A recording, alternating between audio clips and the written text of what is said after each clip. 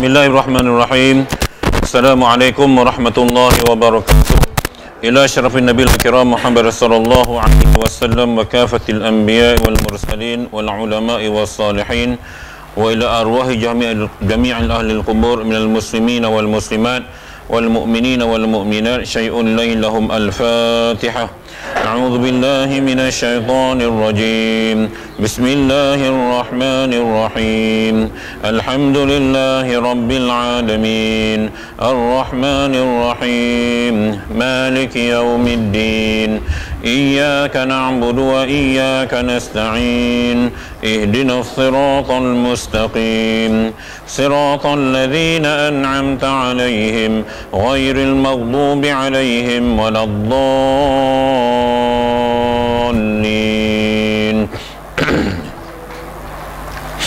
Alhamdulillahi rabbil alamin wa bihi nasta'in wal 'aqibatu lil muttaqin wal 'udwana illa 'alal zalimin. Wassalatu wassalamu ala asyrafil anbiya'i wal mursalin wa ala alihi wa sahbihi ajma'in. Subhanaka la ilma lana illa ma 'allamtana innaka antal alimul hakim.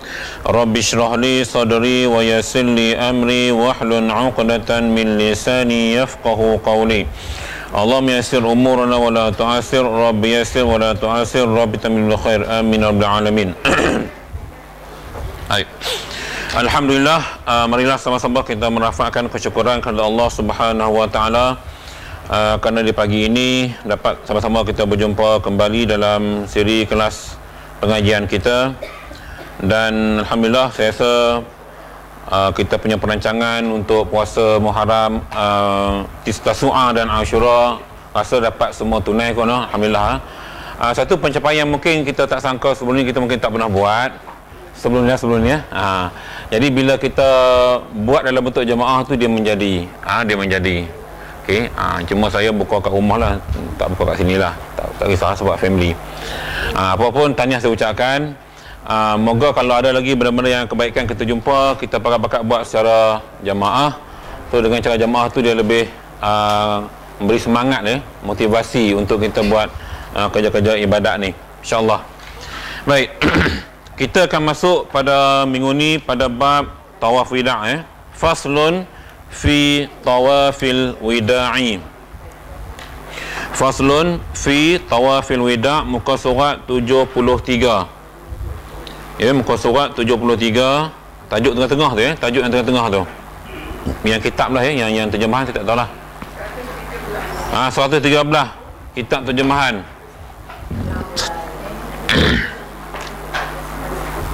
Ini suatu fasal pada menyatakan tawaf wida', ataupun tawaf wada'. Kita baca dua-dua wajah. Atau dalam bahasa Melayu kita kata tawaf selamat tinggal. Adat kita pergi bertandang ke mana-mana pun, rumah orang ke mana-mana kan, kita nak balik kita salam tuan rumah dulu. Jadi nak salam Kaabah tak boleh, maka kita kena tawaf. Dia ada orang buat tawaf, dia pergi multazam, dia berdoa, lepas tu dia pergi minum yang zam-zam, baru dia balik angkat beg. Waktu tu babak sedih lah. Babak sedih. Ada jemaah kita baru sampai 2-3 hari. Kemarin ada, hari ni pun ada sampai yang last ni, yang flight last ni. Ya. 25 hari ni kan. Last Baik. Ini suatu fasal pada menyatakan tawaf wida' adalah ia wajib yang asing dengan sendirinya atas kaul yang muktamad. Jadi tawaf wida' ni dia hukumnya wajib, tapi dia tak masuk dalam wajib haji. Dia cuma wajib berasingan, wajib dalam kategori wajib macam biasalah wajib ibadat. Jadi bila kata wajib tu tak buat tak boleh lah, kena buat. Kata dia wajib dengan sendirinya atas kaul yang muktamad menurut pandangan jumhur ulama. Jadi hukumnya wajib yang muktamad. Wajib muktamad pada kaul jumhur ulama. Tiada dikira daripada wajib haji. Dia tak termasuk dalam bab wajib haji. Okey, yang kita cerita wajib haji yang bermalam di Mina, Muzdalifah semua tu, itu kategori wajib haji. Yang ni dia kata tak masuk dalam hukum wajib haji, tapi dikira wajib. Tawaf wida' dikira hukum berasingan. Dan tiada pula daripada sunatnya. Dia bukan kategori sunat ni wajib. Tawaf selamat tinggal ni. Maka oleh kerana itu maka wajib tawaf wida atas tiap-tiap orang yang hendak musafir daripada Mekah kepada negerinya. Itu satu keadaan. Maknanya siapa nak balik, nak keluar pada Mekah, memang niat nak boarding, nak kita nak masuk airport dah lah, maka wajib kita buat tawaf wida. Jadi buat tu terus angkat beg, check in lah, pergi ke Jeddah, airport, balik. Okey. Kadang-kadang biasalah kan nak menyambil shopping semua tu, dia ada masa dia yang dibenarkan ada yang time tu boleh, ada yang tak boleh, kita tengok nanti. Jadi dia kata wajib bagi orang yang hendak musafir daripada Mekah kepada negerinya atau kepada masafatul qasri. Masafatul qasri ni bahasa Arab. Masafatul qasri.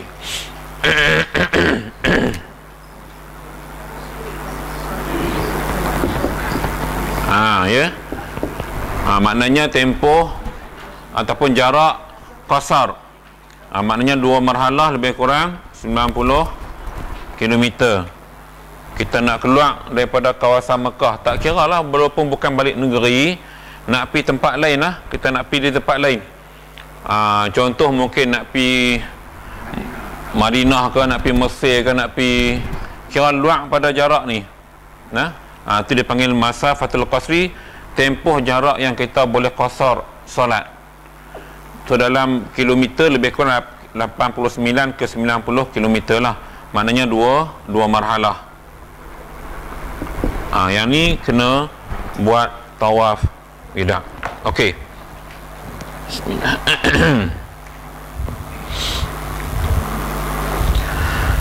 Atau kepada tempat yang ia hendak iqamah padanya 4 hari.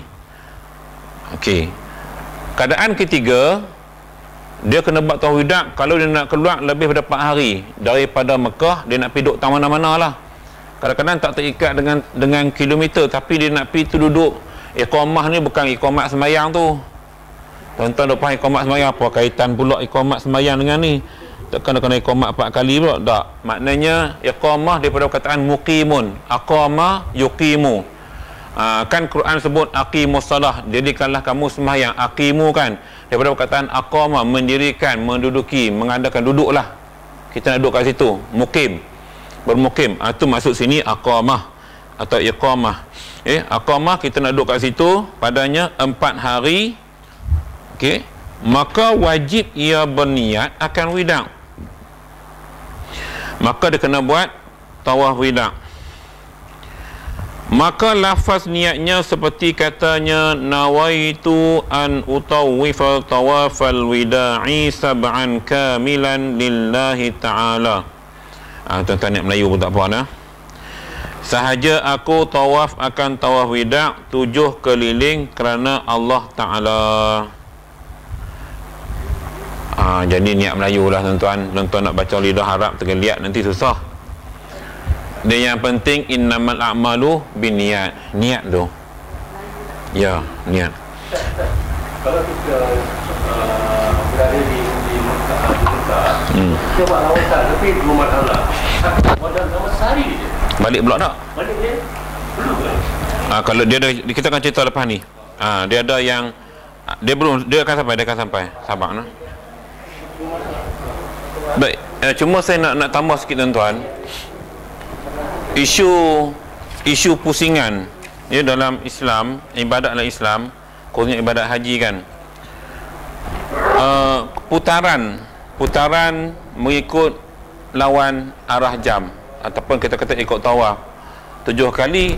Dan saya cuma nak kaitkan tuan-tuan, bila dalam bidang perubatan pun ada kaedah-kaedah yang kita gunakan melibatkan pusingan tawaf. Dulu saya pernah cerita, bila kita susah nak buang air besar kan, saya pernah cerita dulu kan, bila kita bangun qada hajat, kita bangun sekejap, kita usap perut kita ikut tawaf 7 kali, dia akan rasa nak buang pula air besar tadi, duduk pula baru najis tu keluar habis. Itu keadaan. Yang kedua dalam perubatan, kita nak rawat orang asma, kan kita ambil minyak zaitun lagi bagus, kita akan sapu ikut tawaf di paru-paru 7 kali. Buat tiap-tiap malam sebelum tidur. Kalau boleh 7 malam turut-turut, jangan gap. InsyaAllah anak kita tak payah pakai nap lagi dah. Mak kita tak payah pakai nap, bapak kita pun tak payah pakai nap. Dia rawat di situ. Cuma saya nak cerita kelebihan pusingan itu bukan sahaja pada ibadat, tetapi juga dari sudut perawatan penyakit. Macam jantung juga tuan-tuan. Minum-minum, yang sapu-sapu, terutama yang melibatkan yang cabang 3 kat sini. Tengah orang tersekat kat sini kan. So kaedah yang sama, buat setiap malam nak tidur, buat 7 kali. Ni antara kaedah-kaedah sapuan yang kita gunakan, kaedah putaran, ikut yang syarak suruh tadilah. Ya, bila kita tawaf 7 kali itu, pusingan itu sangat membantu kalau kita nak buat dari sudut perawatan. Balik buat kat cucu haduk sedut setiap pukul 2 pagi pi klinik Dr. Suraya sedut, cuba buat lagu tu, insya-Allah. Ni saya nak cerita kelebihan dan apa hubung kait dalam bidang perubatan Islam pun ada kaedah pusingan pada badan bila sakit. Okey? Ya. Boleh tanya. Tadi cakap punya untuk asma, sebenarnya punya penyakit yang lain, yang dua lagi, jantung dan perut. Perut duduk dalam bilik air takkan nak keluar. Itu ya. Tak munasabah dah. Duduk dalam bilik air takkan nak keluar orang. Minyak zaitun nak sapu perut. Tak payah. Yang dalam usuh tu hanya isyarat. Isyarat kita usap sahaja, tapi kena ikut pusingan. Okey? Sebab usuh kita dia turun, dia naik tu, dia turun lagu tu. Jadi kita kena ikut lagu tu, dia baru turun. Usuh besar, tak betul. Tuan-tuan lihat. Dia kan ni usuh kecil, dia main usuh besar tu, dia naik kat tu. Dia turun baru kita buang yang besar. Nampak tak? Ini pun dia kot tu. Di perut kita kan, di perut kita daripada sini dia naik kot tu. Memang dia naik kot tu. Betul. Jadi kita berawatan dia akan kalih. Seolah-olah kita tolak balik tu, bagi ruang yang melekat tu dia akan buka balik. Jadi perjalanan najis tadi lebih cepat turun. Siapa pernah buat dia tahu lah. Doktor baca apa lah zaman nak baca guna.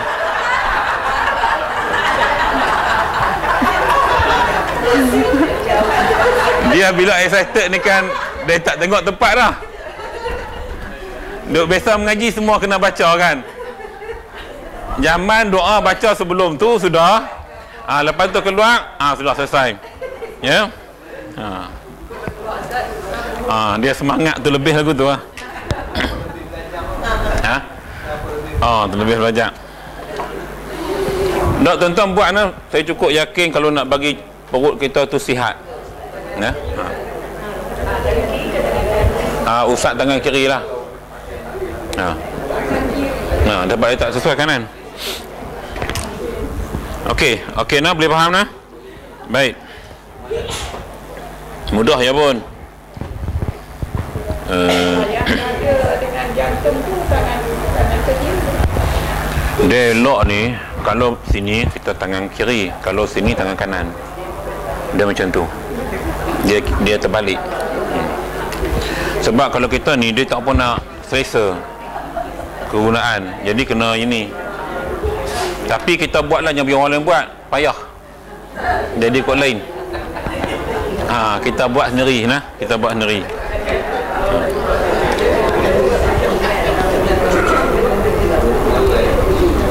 Baik. Okey, kita sambung. Okey, sahaja aku tawaf akan tawaf wida' 7 keliling kerana Allah Ta'ala. Baik. Dan wajib musafir mengiringinya dengan segera. Maksudnya sini tuan-tuan, lepas tawaf tu kalau boleh terus keluar. Jangan duk menyambil kot lain. Ada berlaku ni, dia dah lagi nak pergi shopping sana, shopping sini. Time tu tak ingat tu, time tu cukup tak ingat tu. Hak nu jubah tak beli lagi, kepiah tak beli lagi. Kadang beli kepiah Sahih Arab balik Malaysia semua longgak. Saya pergi ziarah balik baru ni, pergi 2-3 rumah sepupu balik Mekah, bagi kepiah, semua tak culih kepala. Terlebih besar. Dia kepala Arab, balik main kepala Malaysia, mana muat? Jadi sebab mereka beli pakai, gamaknya pakai sekali harum, beli banyak-banyak kan. Niat tu bagus nak sedekah kat kita, mayang tak boleh buat macam mana? Pasal kita sujud, kepiah jatuh. Kepiah tu besar, dia tak jadi longgak, dia longgak. Jadi ambil simpan je lah. Nak tunggu kepala kita besar tak tahu bila. Baik. Wajib musafir mengerinya dengan segera. Okey, maka jika takhir ia kemudian daripada zaman lulus sembahyang 2 rakaat, batal tawaf widaknya. Jadi jangan lepas-lepas tu, kalau dapat keluar tu biasa dah check out semua kan, ambil beg keluarlah, dia tak bagi lebih, kita duduk ralit. Maknanya sini lepas tawaf tu kita duduk relax simbang, tengok ukuran Kaabah saiz berapa, aku nak main pula apa semua. Dia tak bagi melebihi 2 rakaat sembahyang sunat. Maknanya dalam 5 minit kurang lebih kurang kan, 3 minit 2 minit. Jadi terus, kalau tidak tawaf tadi kira batal, kena buat balik sebab ada keadaan tapi kita bimbingan tabur haji lah. Kadang-kadang yang tak tahu ni, terutama yang buat umrah kan, dia duk rasa kata, kita pergi tawaf widak dulu, petang ni kita shopping, lepas tu check out. Contoh, dia duk rasa okey dah tu cara dia buat tu, rupanya salah. Sebab tu tempoh tu kita kena keluar daripada kawasan tu dalam tempoh solat sunat 2 rakaat. Melainkan tapi dia ada pengecualian juga. Melainkan jika takhir kerana meminta doa, kemudian daripada 2 rakaatnya, jadi tak ada masalah. Dia kata sini kecuali maknanya kita habis tawaf tu, kita pergi ke multazam, kita berdoa tempat mustajab kan. Yang tu nak doa 10 minit pun tak apa. Bukan kategori ni ni ke pengecualian. Maknanya tak apalah, boleh buat sebab ibadat. Berdoa. Sebab itu mungkin doa terakhir kita di multazam. Tak tahu bila pula boleh pergi. Kan? Dan mungkin time tu macam balik sehari 2 ni, depa orang tak ramai. Jadi puaslah nak berdoa tu. Sebab ada kadang yang teringat doa tu, mungkin waktu tu baru kita teringat ada benda-benda yang kita belum berdoa. Mungkin anak kita lambat dapat jodoh, kita berdoa mudah-mudahan cepat jodohnya kan. Kalau kita ahli perniagaan, mungkin kita minta doa bagi Allah murahkan rezeki kita kan, perniagaan kita diberkati. Macam-macam lah doa yang kita boleh buat. Okey. Baik, itu peluang dan ruang yang ada sebelum kita meninggalkan Mekah. Dan minum air Zam-Zam. Tak tahulah banyak mana boleh minum kalau 2 rakaat sembahyang tu.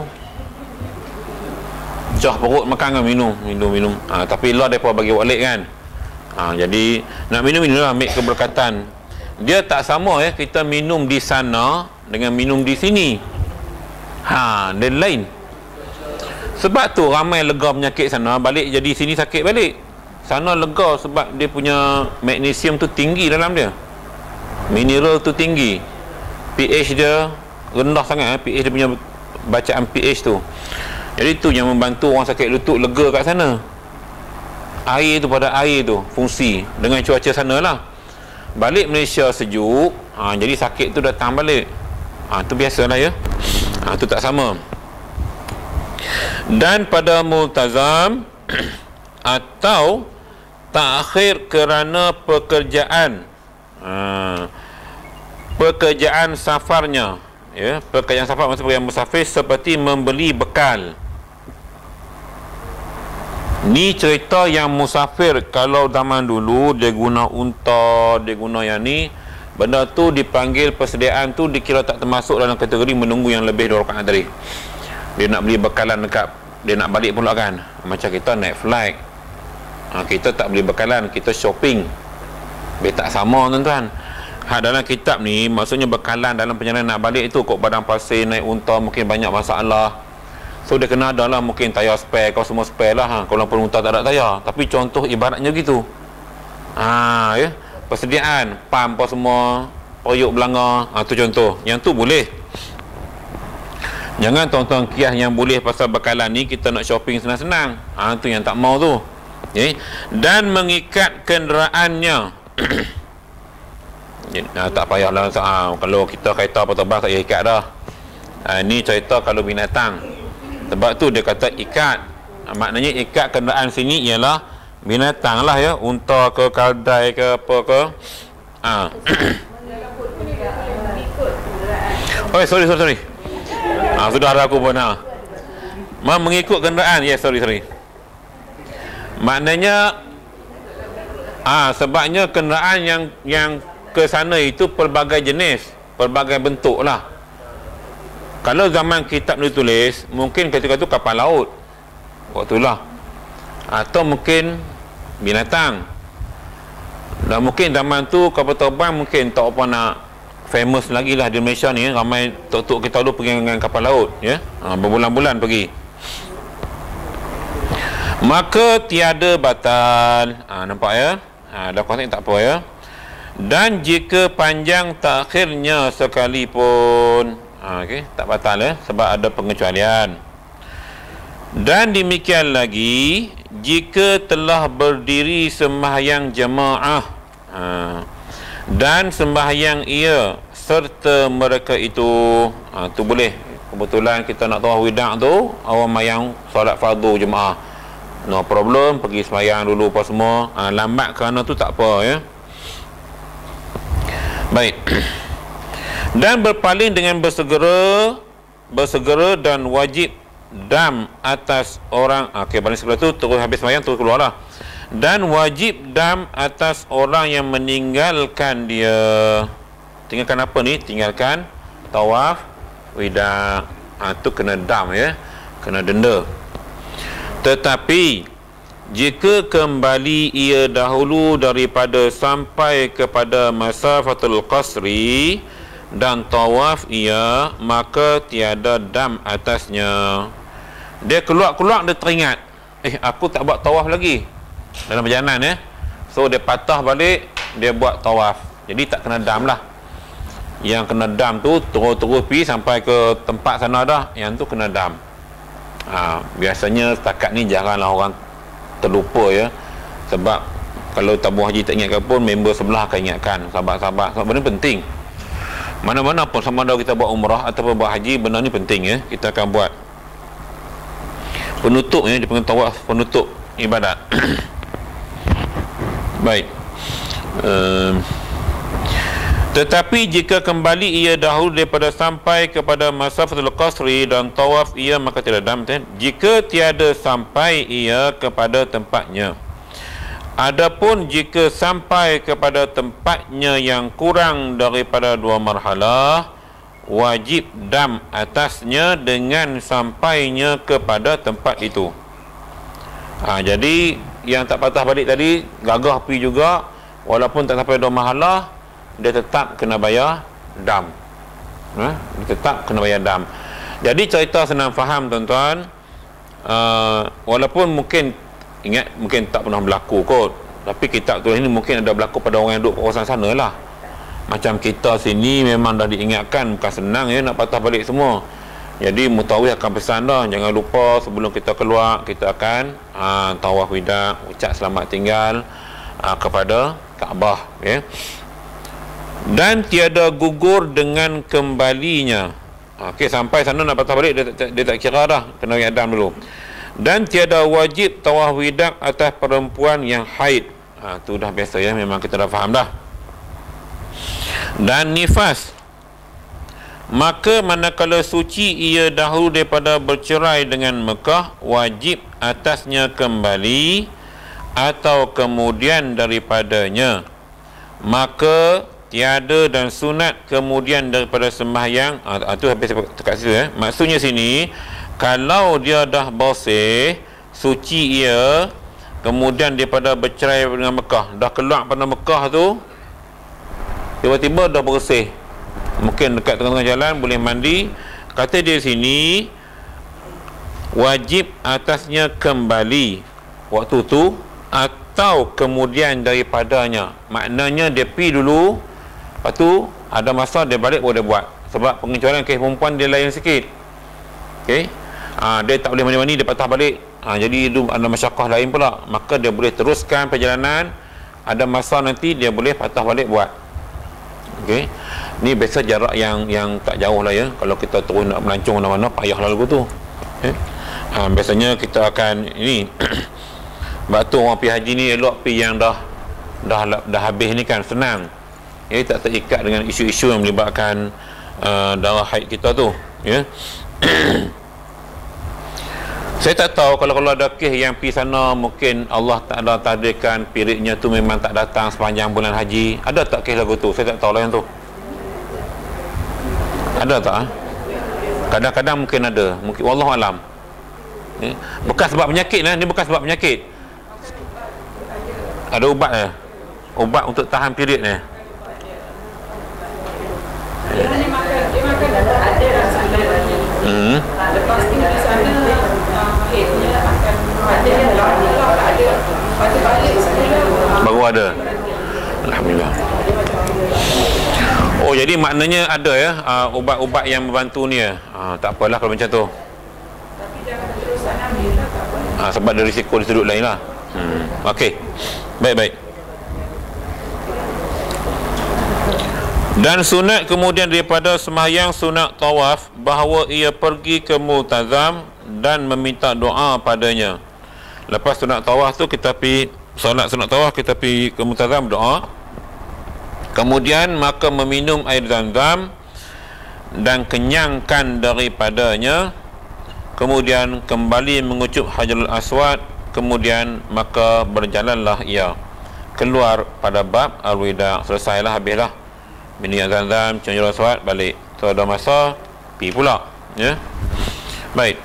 Faslun fi ada'il haji wal umrati ala sadasati aujahin. Ya. Boleh.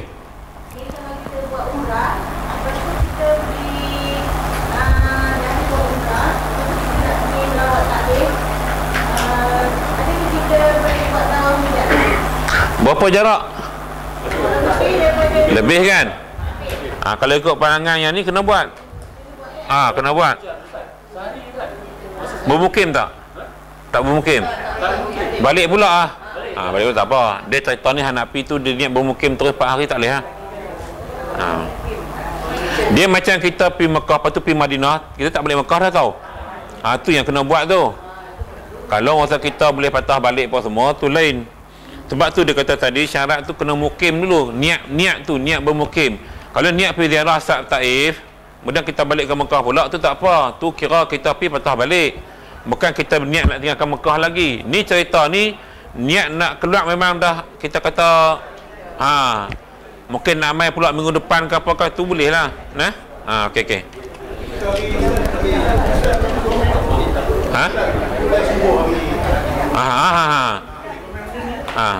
Mbak Ahad pun kan Ustaz sudah cerita. Kuliah subuh baru ni hari Ahad. Siapa main dengar lah. Dia bergantung pada niat kita. Baik. Ini suatu fasal pada menyatakan mendatangkan haji dan umrah atas 3 wajah. Mendatangkan ni menunaikan ya. Cara kita buat haji dan umrah ni dia kata 3 wajah. 3 cara. Aujahin saya dah ajak minggu lepas ya, bahasa Arab. Wajuhun, wajahani, aujahin ataupun aujahun, wajah. Jadi ada 3 wajah, 3 cara. Jangan tuan-tuan faham 3 muka pula. Mentang-mentang wajah tu Melayu kata muka, 3 muka pelik tak pun nak faham. 3 cara. Arab ni wajuhun tu cara. Cara. Kita kata muka. Pertamanya ifrad, iaitu haji ifrad. Ma makna ifrad? Al-ifrad maknanya mendahulukan haji atas umrah. Maknanya kita buat haji dulu berasingan. Ifrad ni single, asing-asing ya. Itu katakan mendahulukan haji atas umrah. Dan kemudian daripada selesai pekerjaan hajinya, keluar ia pada tanah halal, kemudian mengerjakan umrah pada tahun itu jua. Jadi habis haji ni, siapa yang ifrad ni, kita Malaysia bertamutuk tengoklah, tengok time flight. Time flight kita macam mana. Kalau time VIP tu pi buat balik. Time golongan marahin ni pi duduk lama sikit. Tu untung jadi orang marahin ni tuan-tuan. Sungguh VIP dia sibuk. Dia sibuk ni, dia pisat buat-buat tu, dia balik. Kita golongan marahin ni untung pi lama, duduk di maktab hak jauh sikit, baru ada dugaan dia. Mereka duduk bilik aircon, jalan pun tak terasa. Jadi nikmat tu dia tak pernah nak rasa. Nikmat kepayahan buat haji tu tak terasa, sebab ada kemudahan banyak sangat. Jadi orang kata apa, tak ada feel. Bahasa canggih, tak ada feel. Jadi tak ada feel ni kan. Dia tuan-tuan perasan tak, zaman dulu nak tengok orang mayang atas kursi cukup payah. Tuan-tuan perasan tak? Tapi mana-mana kan, nak tengok orang solat atas kursi cukup payah. Dia punya pulun semayang juga. Allah ni saya boleh katakan semua masjid ni dah ada kemudahan macam tu. Dulu dia sakit pinggang pun dia gagah tungging juga tu, nak rokok, nak sujud. Dulu cerita dulu. Tapi bila tak disediakan, kemudian ilmu tu tak difahami banyak tentang rukhsah solat kan. Bila mengaji kena rokok, sakit pinggang pun rokok sampai duk bunyi tu yang saya cerita bila gaut bagi salam bunyi adui tu pasal tu. Sebab dia tak mengaji kan. Duduk cara hak senang lah, tak payah duduk susah-susah. Kesian mayang elok-elok nak bagi salam. Aduh. Assalam habis. Mayang dah elok-elok 4 rakaat. Tak nak bagi salam bunyi adui. Habis je rosak mayang, kes gaut ni. Tu yang duk gaut tu mayang atas kursi lagi bagus daripada dia tanggung risiko bunyi adui. Dah sungguh. Lumrah manusia, kalau Arab mungkin dia sebut bahasa Arab, tak perasan kot kalau istilah tu istilah zikir, tak apa, dia tak batas mayang. Kita cakap Melayu confirm, tak ada ulama kata sah mayang cakap Melayu. Rukun Qoli tak ada cakap Melayu lah. Bunyi adui pun tak boleh. Jarang berlaku tak sengaja sebut adui.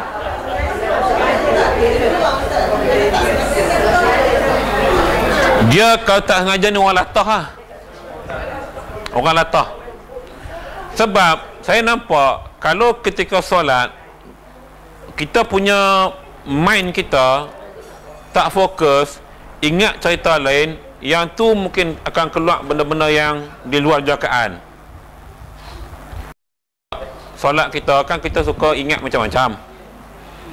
Teman-teman balik daripada Kashmir contoh, teringat Syahrul Khan, teringat dengan apa semua, teringat tu terbawa-bawa dalam semayang tu. Okey, yang saya menyampah mayang kalau orang pakai baju depan kita, pakai baju tulis macam-macam, t-shirt lah, t-shirt follow me, kita pun follow me, kita tengok follow. Sudah kita tengah mayang terbaca tulisan tu, kita pun sebut follow me. Memang tak sengaja. Yang tu yang sunat tengok sujud tu. Bukan semua orang jenis fokus tempat sujud. Ni cerita ni hak tak mengaji. Kadang-kadang mata tu angkat Terangkat pandangan pertama tak apa. Pandangan pertama tak apa, harus cerita kedua ni pandangan kedua. Ni tulis apa tau? Dia mula tulis apa tu, dia punya pembang nak baca tu. Tambah kalau tulis tak jelas lagi dia nak baca. Imam rokok dah dia tak sedar. Tengok. Jadi macam-macam karenah birokrasi ke apa benda nak katakan dalam solat kita. Macam-macam lah. Ya? Baik. Okey.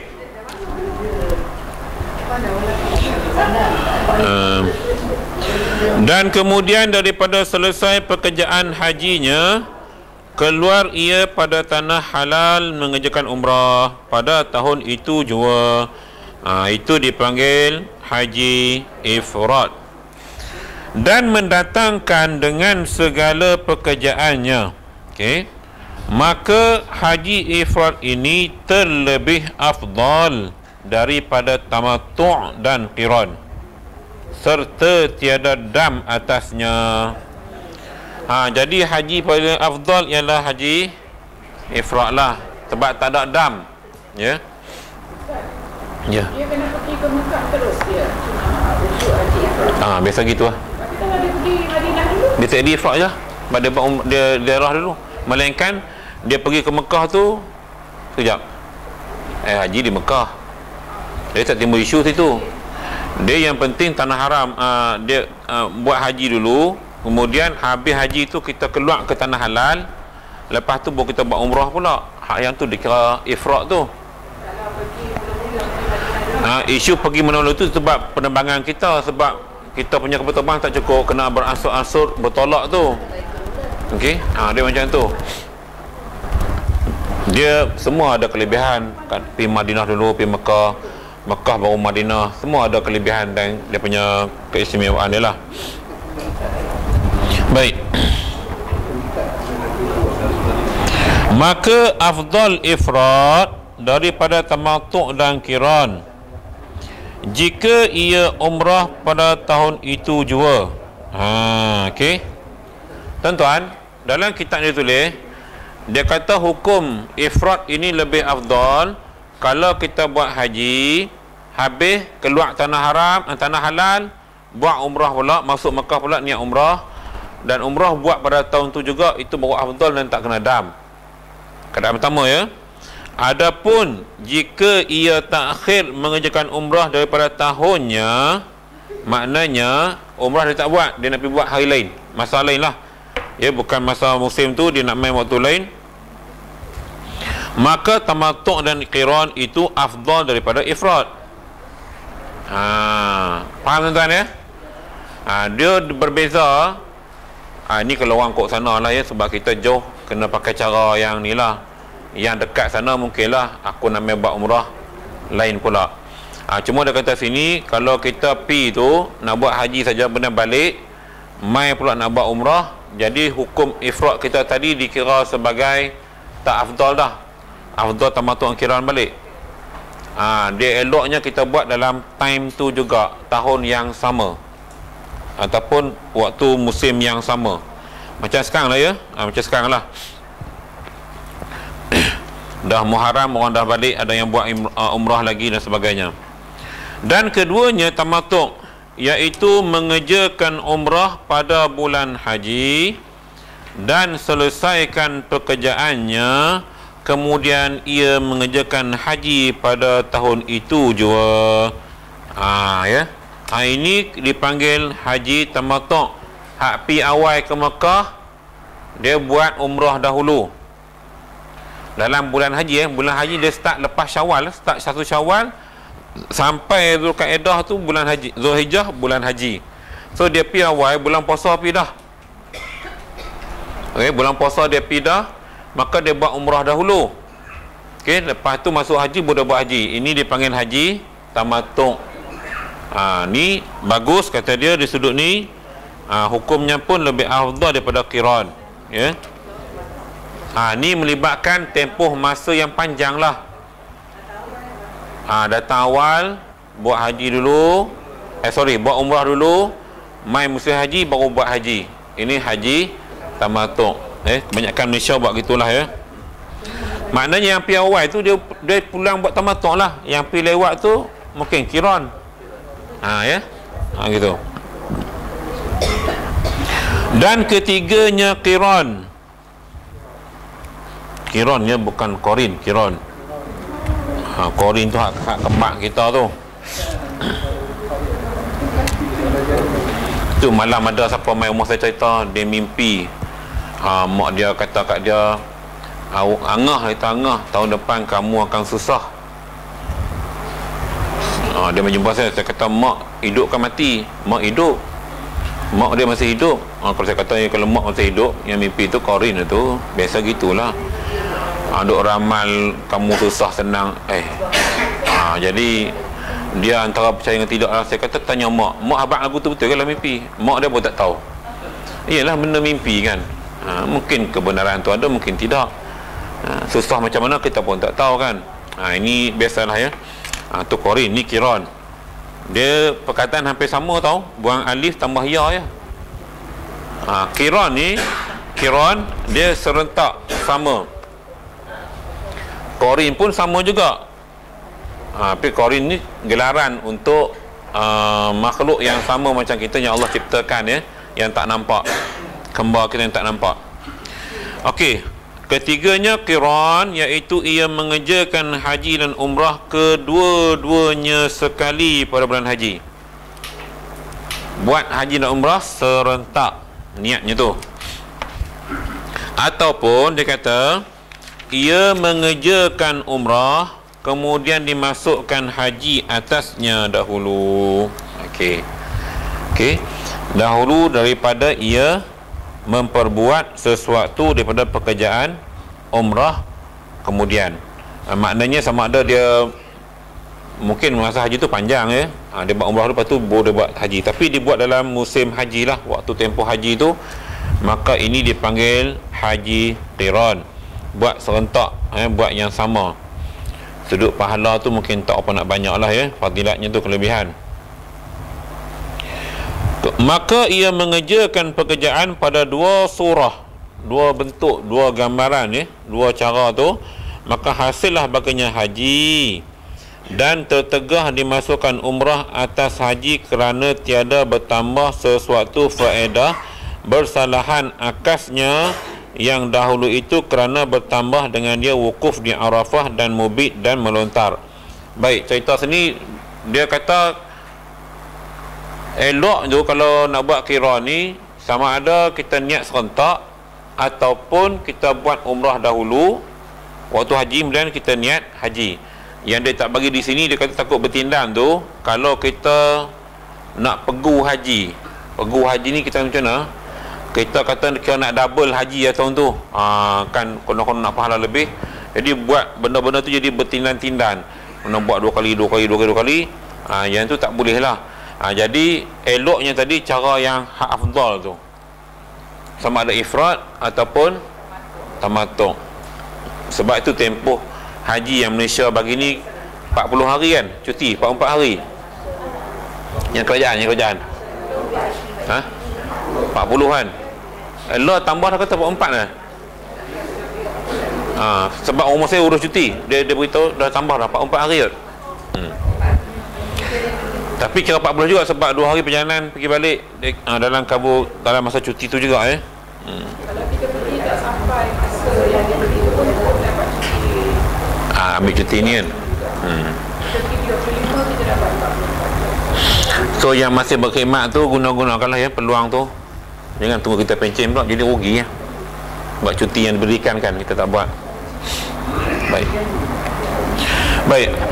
Faedah tuan-tuan, perlu kita masuk bab wajib. Saya suka nak cerita di sini dari sudut fadilat. Kalau dapat kita mengejar yang pahala banyak, tak nampak, memang tak nampak, tapi kita mengejar kepada pahala yang banyak, ganjaran yang banyak, yang tu yang kita cuba buat sebanyak mungkin. Sebab kategori pahala ada yang sikit kan, ada yang banyak, ada yang terlalu berganda-ganda, terutama bulan Ramadan. Itu pahala gandaan tu. Okey, macam kita puasa Asyura, Tasu'a kan pahala banyak sebab payah orang nak buat. Dia sibuk kacau bubak sara. Orang puasa dia kerja nak makan bubak sara. Tapi lah banyak dah sedang. Banyakkan bubak sara selepas Asyura. Saya nampak Malaysia kan dah mula nampak. Sekarang baru diviralkan, minggu ni baru bubak sara, minggu depan. Tak apa, tak ada masalah. Nak kacau bubak sara, kacau lah. Bubak sara Kelantan lah, Kedah lah, Johor, macam-macam kat masjid kita ni. Macam-macam nama dah masjid kita. Tu bagus, ya.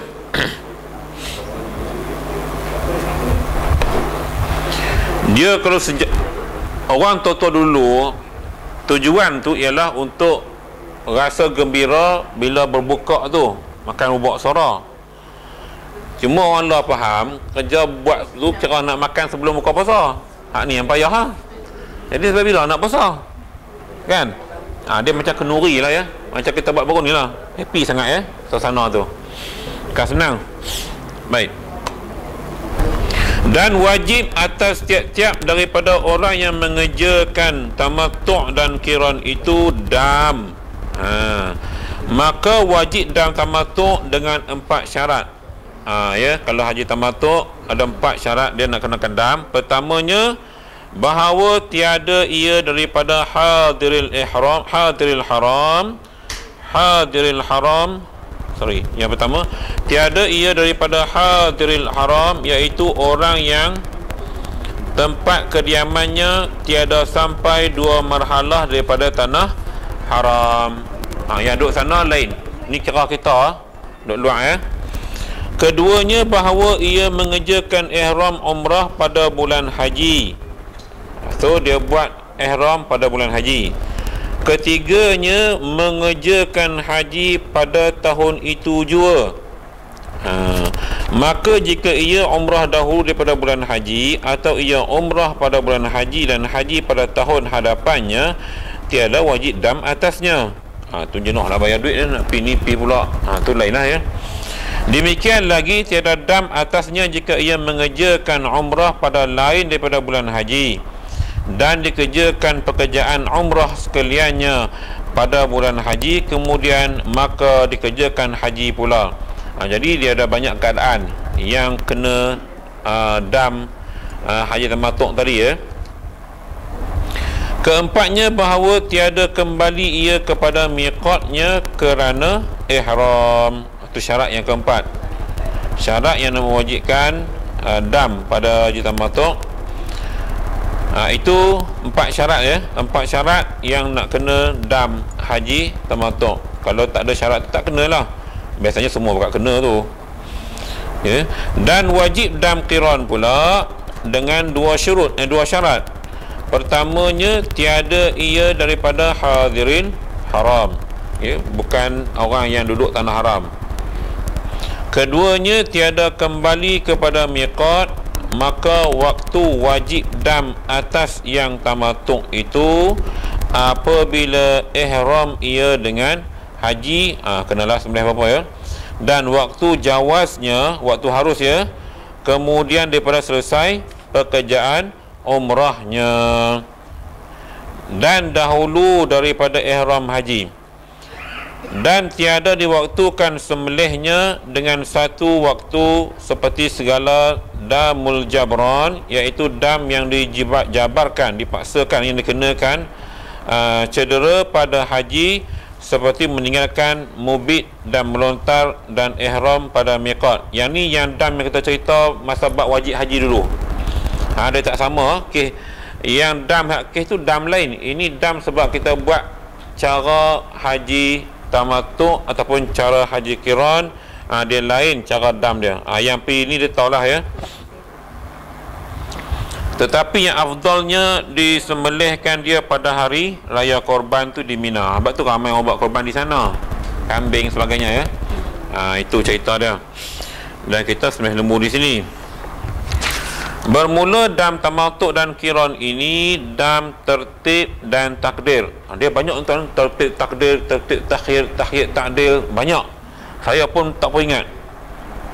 Susah bab-bab ni, kena ulang. Tapi dalam konteks ni dia cuma cerita dam tu ada 2, tertib dan takdir.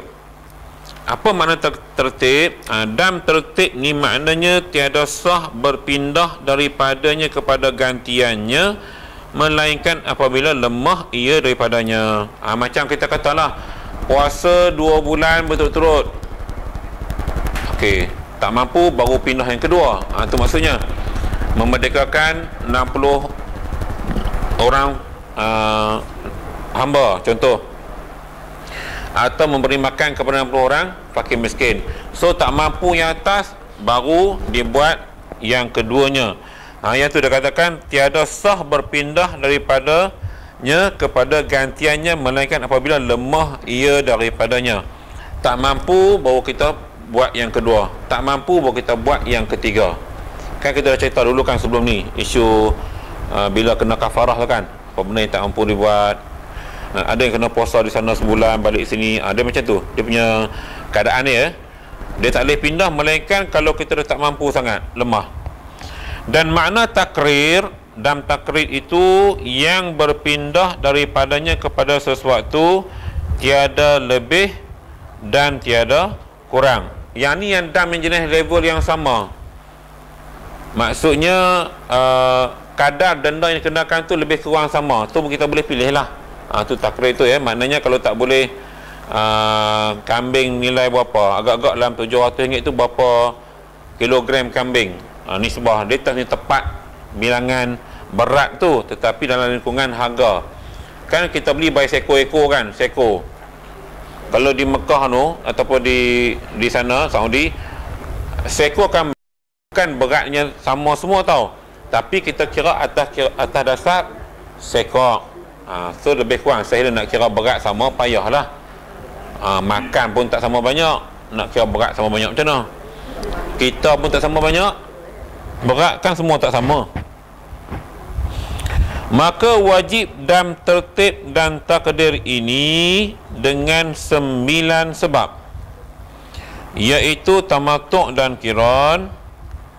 Itu satu keadaan ya, tamatuk 1, qiran 1, dan luput haji 3, dan meninggalkan ihram daripada miqat 4, dan meninggalkan mubit Muzdalifah 5, dan mubit di Mina 6, dan meninggalkan melontar segala jamrah 7, dan meninggal tawaf wida 8, dan segala sunat nusuk, sunat-sunat ibadat haji yang dinazarkan dia 9 oleh seseorang atas dirinya.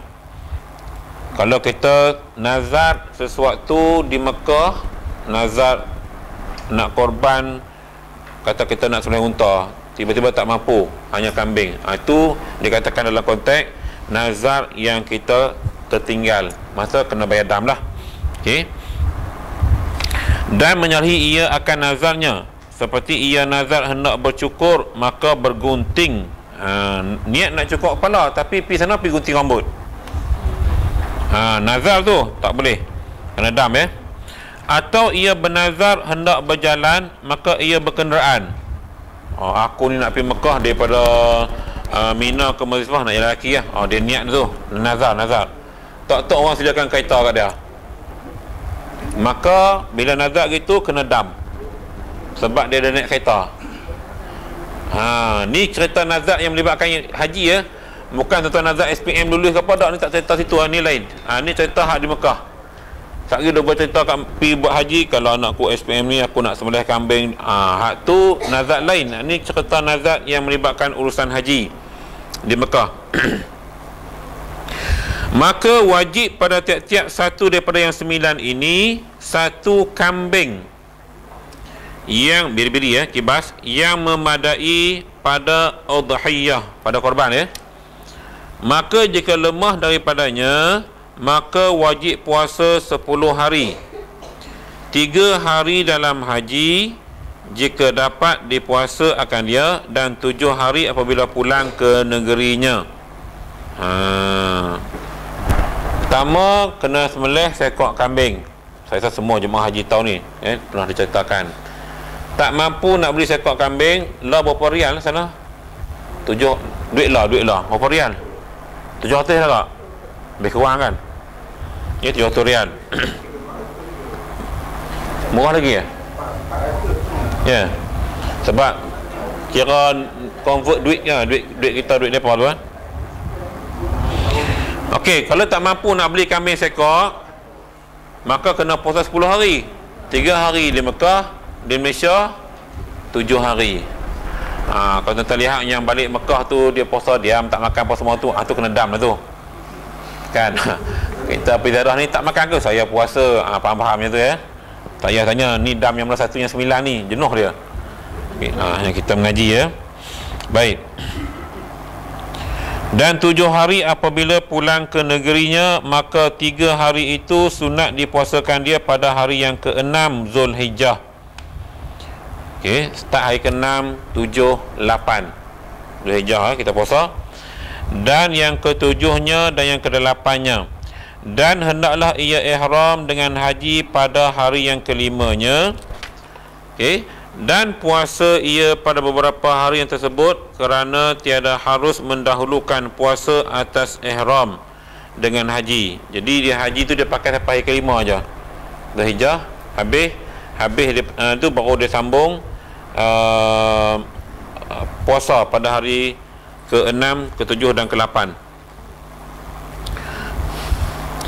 Maka jika luput puasa 3 hari itu pada haji, wajib atasnya diceraikan pada qadanya antara yang 3 dan antara yang 7 itu dengan qadar bercerai padanya.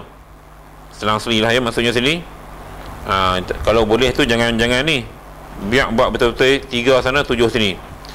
Dan iaitu macam mana cerita, 4 hari nahar dan tasyrik, dan masa lulus perjalanannya kepada negerinya yang ghalib pada adat, dan masa berhenti orang haji di Mekah kerana menunaikan segala hajat mereka itu, kemudian daripada mengerjakan haji. Kalau dapat hak puasa 3 hari di Mekah, 7 hari balik di Malaysia, kita kalau boleh buat turut-turut lah, 3 sana, hari yang ke-6, ke-7, ke-8 lepas raya tu, dan balik Malaysia pula sambung lagi 7 hari. 7 hari ni kalau boleh buat berturut-turut. Jadi tak lama pun ya, kita puasa Ramadan kita boleh habis sebulan, takkanlah ni puasa haji kita tak boleh kot ya, benda dapat pahala belaka ni.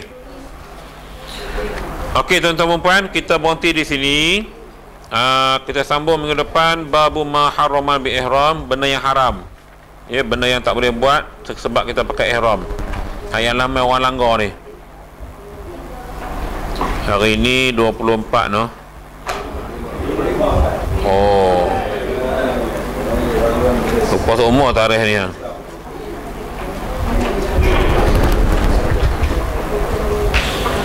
Sekejap je masa berlalu ya. Ya ya.